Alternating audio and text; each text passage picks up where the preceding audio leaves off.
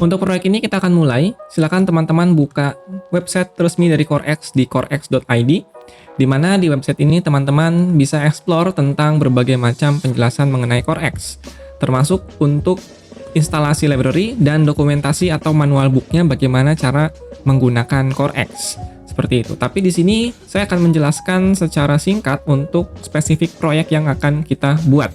Di sini teman-teman klik pada menu daftar, lalu isikan nama lengkap, email masing-masing, kemudian password yang ingin digunakan, lalu checklist di bagian saya menyetujui syarat dan ketentuan.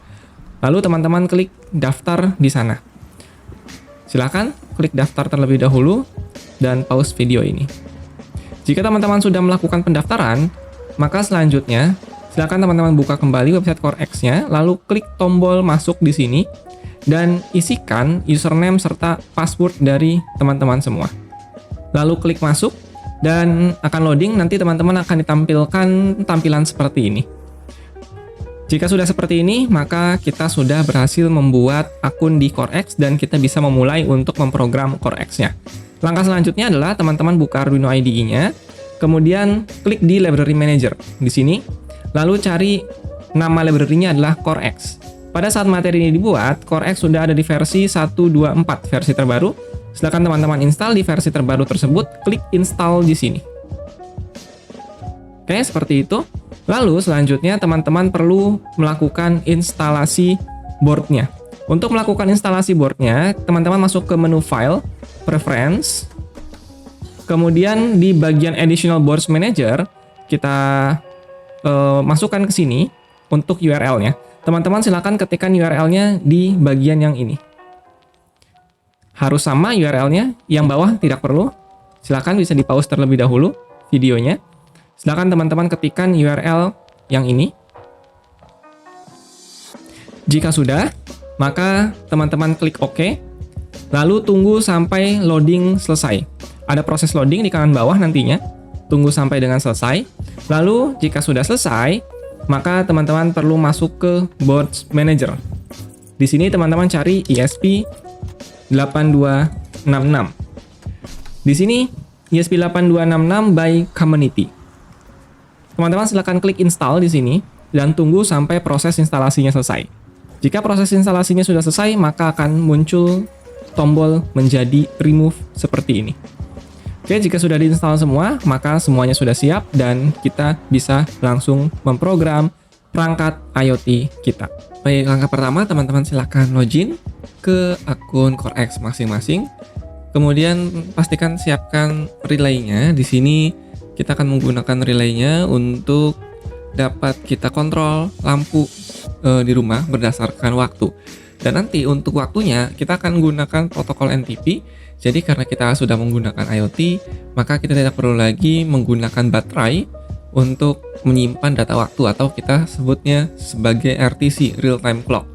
Yang perlu kita lakukan adalah mendapatkan waktunya dengan protokol NTP, sama seperti handphone kita, sama seperti laptop kita, sama seperti komputer kita, di mana waktunya ini mengambil data dari internet.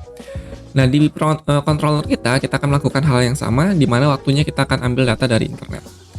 Teman-teman silakan buat project baru terlebih dahulu, login ke CoreX, akun CoreX masing-masing, kemudian masuk ke menu atur proyek. Nanti di sana kita akan buat sebuah project, teman-teman klik untuk membuat proyek baru di sini. Klik untuk membuat proyek baru dan masukkan nama proyeknya, tentu saja bebas. Tidak boleh ada spasi dan nama proyek ini tidak boleh ada yang sama. Kemudian status proyeknya atur sebagai public, deskripsinya bisa dikosongkan, kategori proyeknya bebas apapun, kemudian ikonnya silakan teman-teman pilih dari icon yang sudah tersedia. Oke, kita klik buat proyek. Nantinya setelah teman-teman berhasil membuat proyek, maka akan muncul tampilan seperti ini, warna hijau, satu proyek kita. Ketika teman-teman klik detail, nanti akan muncul detail dari proyek yang sudah dibuat. Di sini saya menggunakan nama proyeknya adalah example. Ini description-nya, ini kategorinya.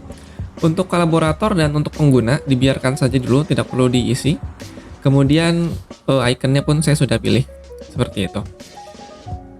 Oke, jika sudah teman-teman buat project-nya, Maka klik ke menu proyek kamu, nanti di sana akan muncul nama proyek teman-teman semua. Klik nama proyek tersebut. Lalu kita akan membuat sebuah halaman. Katakanlah di sini teman-teman ingin mengontrol lampu dapur, lampu teras, lampu kamar mandi, lampu lantai 2 dan lain sebagainya. Maka teman-teman bisa membangun atau membuat banyak halaman di situ. Satu halaman, satu ruangan misalnya. Oke, bagi teman-teman yang akan membuat halaman, tentu saja minimal ada satu halaman ya. Kita akan buat satu halaman, klik untuk tambah halaman baru. Tapi pastikan teman-teman sisa token proyeknya lebih dari 500. Jika teman-teman punya token proyek kurang dari 500, maka klik tambah token proyek baru, lalu masukkan jumlah token proyek yang teman-teman inginkan, dan klik tambah token proyek. Maka nanti token proyeknya akan berjumlah 500. Oke, kita akan buat halaman baru. Silakan judul halamannya teman-teman bisa bebas apapun. Di sini saya akan gunakan judul halamannya jadwal lampu. Seperti itu. Deskripsinya akan saya kosongkan, urutan posisi halamannya akan saya isi dengan 1. Untuk ikonnya saya akan pilih icon ini, icon lampu, light bulb. Seperti itu, klik tambah halaman.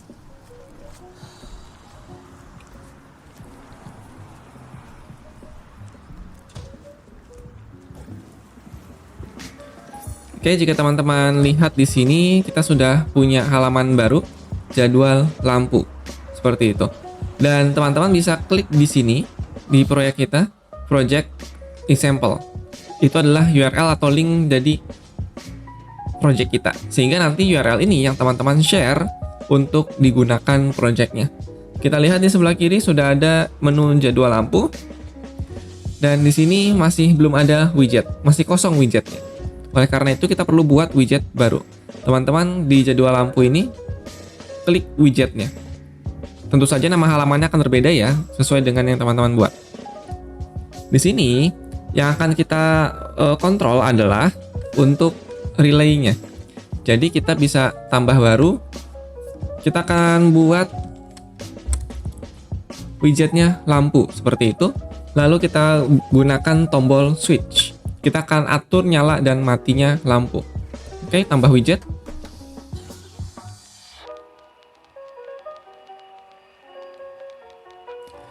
Urutannya kita akan letakkan di urutan pertama widgetnya. Untuk size-nya atau ukurannya teman-teman boleh pilih saja mau seperti apa ukurannya. Untuk bucket-nya, bucket ini adalah tempat menyimpan data. Setiap tempat menyimpan data harus memiliki nama. Kita akan buat bucket baru dengan nama lampu, seperti itu. Lalu tombolnya, kita akan gunakan nyala, jadi nanti caption-nya itu seperti ini, nyala, mati. Teman-teman bisa copy. Atau bisa diketik manual. Nyala. Ketika kita klik nyala, maka data yang akan dikirimkan adalah data angka 1. Ketika koma, ketika kita klik mati, maka data yang akan dikirimkan adalah data 0. Seperti itu. Oke, kemudian ikonnya teman-teman bisa pilih.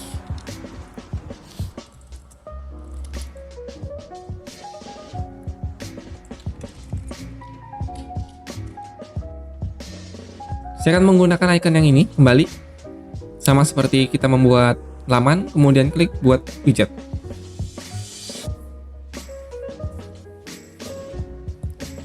Oke, seperti itu. Kita bisa mengatur juga lampunya ini menjadi otomatis atau manual. Kalau otomatis berarti lampunya ini nyala matinya berdasarkan waktu. Kalau lampunya manual berarti nyala matinya ini berdasarkan pilihan kita. Kita akan buat satu lagi, teman-teman klik di widgetnya, kemudian klik ubah widget.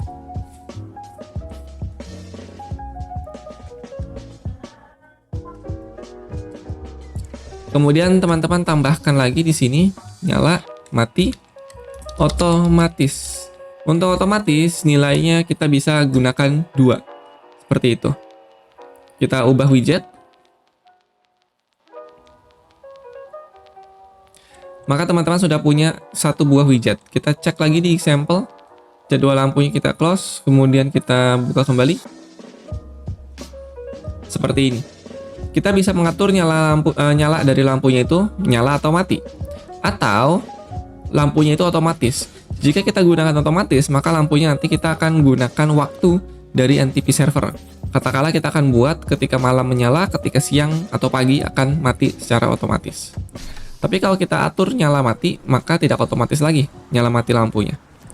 Oke, seperti itu untuk widgetnya. Kita akan lanjut ke pembuatan kode programnya. Kita mulai untuk pembuatan kode programnya. Silakan teman-teman buka Arduino IDE-nya. Kemudian kita masuk ke Library Manager dan cari library NTP Client. Install NTP Client by Fabrice Weinberg. Di sini versi 3.2.1 yang terbaru. Klik install. Nanti setelah teman-teman berhasil install, maka akan berubah menjadi remove tombolnya. Seperti ini. Oke, silakan klik install dulu. Sebelum kita masuk ke penggunaan NTP, kita perlu membuat mode manualnya terlebih dahulu. Karena di sini ada mode nyala mati, mode manual, dan mode otomatis. Kita akan buat mode manual terlebih dahulu, nyala dan mati ini, di mana kita akan menerima data dari CoreX-nya untuk mengendalikan relay. Oke, di sini kita kembali lagi ke proyek kamu, kemudian klik di example. Kemudian di sana ada project token atau out project, teman-teman copy. Di sini ada out project, kita copy out project ini. Kemudian masuk ke kode program, paste di out token. Seperti itu. Out project akan berbeda-beda. Kemudian di menu lihat daftar perangkat, kita buka. Karena di sini hanya ada satu, maka kita hanya akan menambahkan satu device baru. Jika teman-teman akan mengontrol banyak lampu, maka device-nya pun akan banyak nantinya. Sesuai dengan jumlah device-nya. Satu device ID. Artinya satu perangkat IoT, satu device ID. Ketika ada 5 device yang teman-teman gunakan, maka tambahkan terus device baru sampai dengan jumlahnya 5. Nah, setiap device ID-nya perlu berbeda-beda. Seperti itu. Kemudian untuk SSID dan passwordnya sesuaikan dengan nama WiFi masing-masing.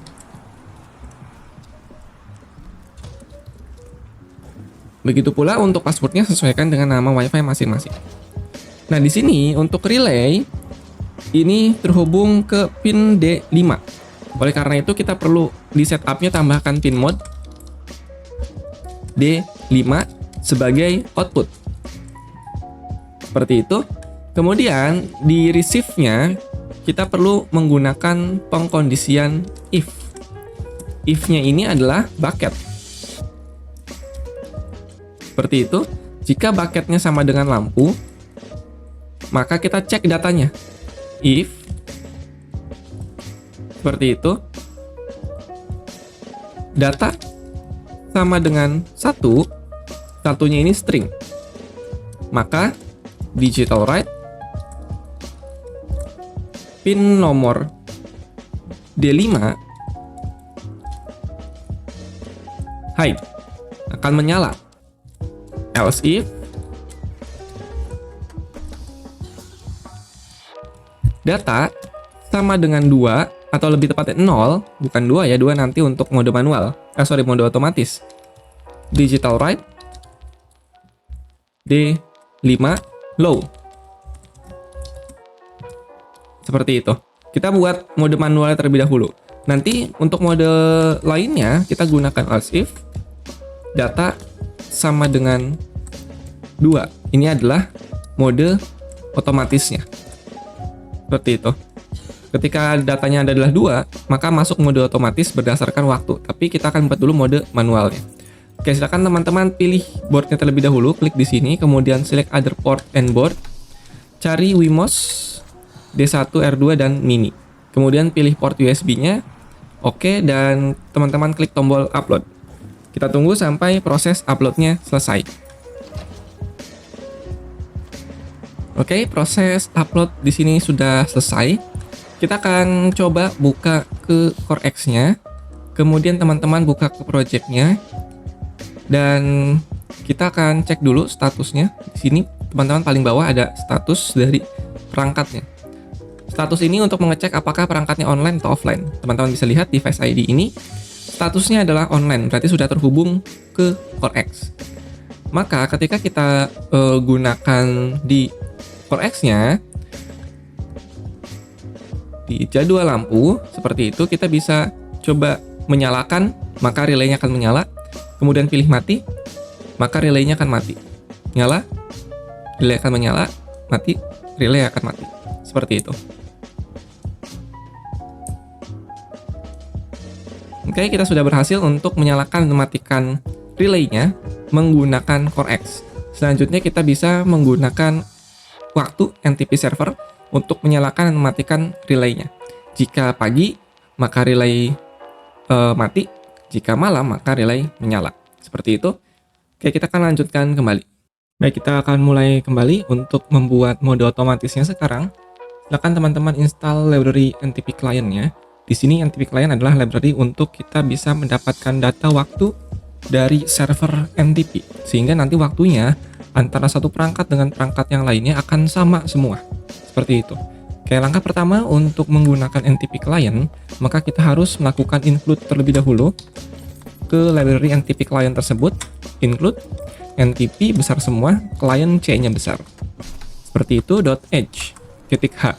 Kemudian kita juga perlu library include. Kemudian yang kita perlukan adalah Wi-Fi UDP. udp.h seperti itu.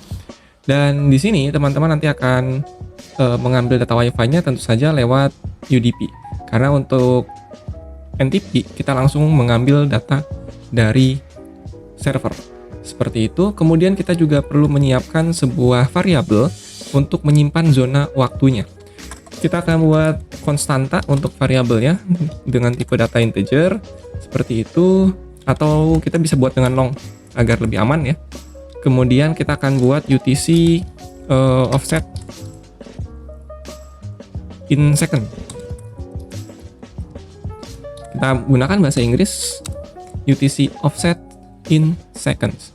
Di sini karena kita berada di zona waktu Indonesia, ada 3 zona waktu, yaitu waktu Indonesia Barat, waktu Indonesia Tengah, dan waktu Indonesia Timur. Dan kalau kita hitung dalam 1 jam itu ada 3.600 detik. Kalau kita berada di waktu Indonesia Barat berarti plus 7, UTC plus 7. Di Indonesia Tengah UTC plus 8, di Indonesia Timur UTC plus 9. Seperti itu. Katakanlah kita berada di ibu kota negara Indonesia, maka ada di UTC plus 7. Berarti nanti 3.600 1 jam dikali dengan 7. Seperti itu. 3.600 dikali 7. Itu zona waktu kita. Oke, selanjutnya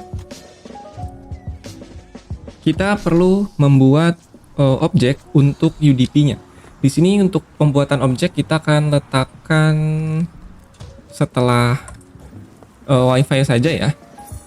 Wi-Fi UDP dibuat huruf besar semua untuk kelasnya. Kemudian kita akan beri nama NTP UDP. Ini untuk mendapatkan UDP-nya. Diambil dari library yang ini. Kemudian untuk kliennya, NTP kliennya, kita akan gunakan NTP client untuk kelasnya. Tentu saja kliennya hanya C saja yang besar ya. Dan kita akan beri nama time client. Teman-teman boleh beri nama yang lain untuk bagian ini dan ini. Objeknya boleh beri nama yang lain, tidak harus sama dengan di materi. Kemudian parameternya adalah di sini kita akan gunakan NTP UDP. Diambil dari sini. Seperti itu. Dan parameter yang kedua adalah server NTP-nya. Kita akan mengambil dari server mana? Sebenarnya dari setiap benua ada server sendiri, tapi kita bisa menggunakan pool.ntp.org. Nanti dia akan otomatis mengambil server terdekat dari kita. Katakanlah berada di Indonesia, berarti nanti kita akan mengambil dari server Asia. Seperti itu. Kemudian yang terakhir adalah variabel yang sudah kita buat sebelumnya. Berarti ini seharusnya di atas ya. Oke, seharusnya seperti itu. Variabel ini menjadi parameter yang ketiga, zona waktunya. Oke, zona waktunya menjadi parameter yang ketiga. Seperti ini untuk pembuatan variabelnya. Kemudian jika sudah kita buat objeknya, langkah selanjutnya adalah kita lakukan begin untuk NTP client-nya di setup NTP time client. Dari mana kita tahu ada time client? Karena time client ini kita yang buat di sini. Time client-nya kita begin. Seperti itu. Sama seperti serial begin untuk memulai komunikasi serial, WiFi begin untuk memulai konektivitas lewat WiFi, CoreX begin untuk memulai penggunaan CoreX, dan time client begin untuk memulai penggunaan NTP server, NTP client. Oke, seperti itu. Kemudian kita juga akan melakukan pengambilan data secara terus-menerus untuk time client-nya, sama seperti CoreX loop ini akan melakukan pengecekan data secara terus-menerus apakah ada data dari CoreX atau tidak. Oleh karena itu kita akan letakkan di loop time client.update. Seperti itu, sehingga datanya akan terus-terusan kita bisa ambil. Nah, nanti untuk mengambil jam, menit, dan detik, kita gunakan get hours, get minutes, dan get seconds. Seperti itu.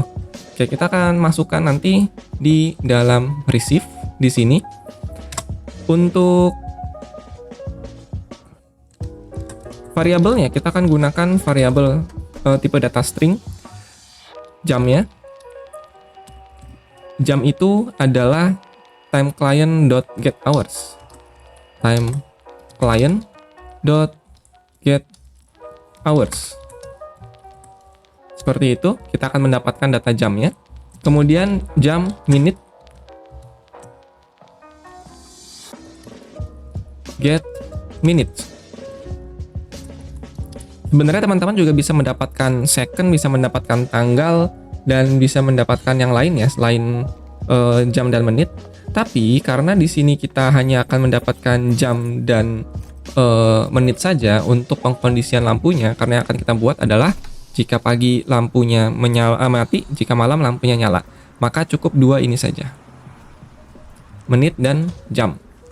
Tentu saja teman-teman tidak harus menggunakan hours, lebih tepatnya teman-teman bisa menggunakan integer, karena nantinya akan kita gunakan